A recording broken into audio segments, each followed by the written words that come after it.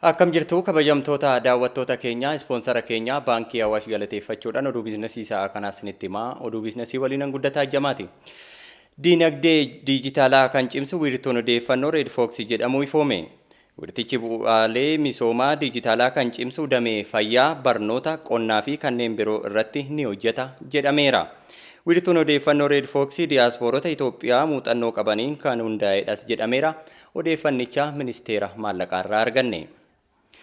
Godina Iluu Abbaa Boor Aanaa Algeetti qonnaan bultoonni jal'isiin qullubbii diimaa oomishan callaa gaarii argachaa jirraa jedhan.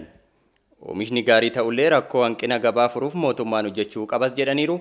Gabaasa waajjira dhimmoota komunikeeshinii mootummaa godina Iluu Abbaa Boor Aliyyii Daddafoo qindeesseera. Godina Iluu Abbaa Booraa Aanaa Algeessaachi ganda waayyuutti qonnaan bultoonni waldaadhaan gurmaahuudhaan qullubbii diimaa misoomsaa jiru. Maasiin qonnaan bultoota kanneenii hooggansa sadarkaa godinaatii fi qonnaan bultoota godinichaatiin daawwatamee jira.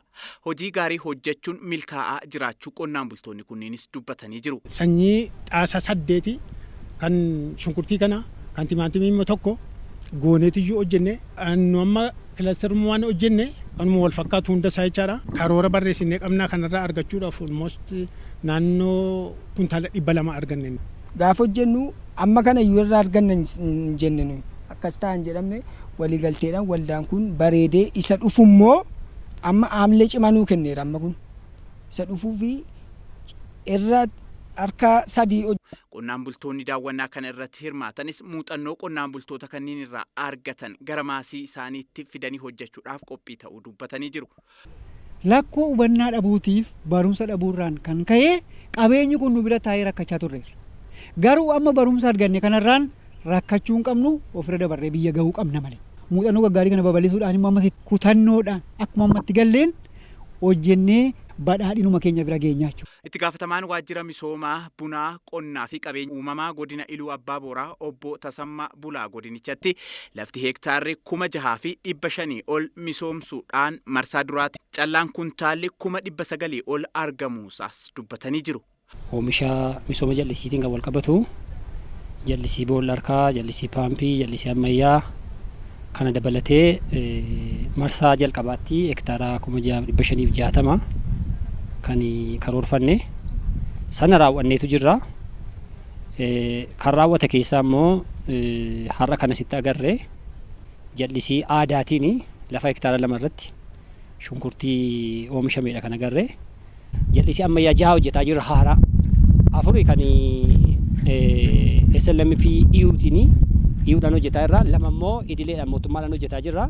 Bara kana 6 kanan xumurannee qabannee jirra. Milkaa'insa hojii isaanii kanaaf rakkoowwan daandii fi gabaa furamuu fi akka qabaatanis qonnaan bultoonni kunniin dubbatanii jiru. Bulchaan godina Iluu Abbaa Booraa obbo Taarikuu Nagaash godinichatti misooma jallisiitiin qonnaan bultoonni fayyadamoo akka ta'aniif rakkoon daandiis ta'ee kan gabaa furamuudhaaf qophii ta'uu dubbatanii jiru. Waan wal qabatu kan ka'u carraan gabaa oomisha qonnaa amma jiru karaa sirrii ta'een qonnaan bulaan akka fayyadamuu danda'u mootummaan ejjennoo cimaadhaan itti deemaa jira. Kana keessaa tokko oomisha jallisiin hojjetame kanaaf gabaa sirrii akka argatan hojii gochuuti. Kanaaf rakkoon carraa gabaa jira mul'atu tokko illee hin jiru. Walitti hidhamiinsa adda addaa uumuuf hin danda'ama. Gabaasni kan waajjira dhimmoota kominikeeshinii mootummaa godina Iluu Abbaa Booraati. Kabajamoo daawwattoota keenyaa odeeffannoo biizinasii maddeen alaatirraa argannetti wayita dabarru ammoo kaampaaniin Nookiyaa waggaa 2 keessatti hojjettoota 10,000 hojiirra akka gaggeessu beeksise. Kaampaanichi yeroo ammaa biyyoota adda addaa keessaa hojjettoota 90,000 ol qaba jedhameera.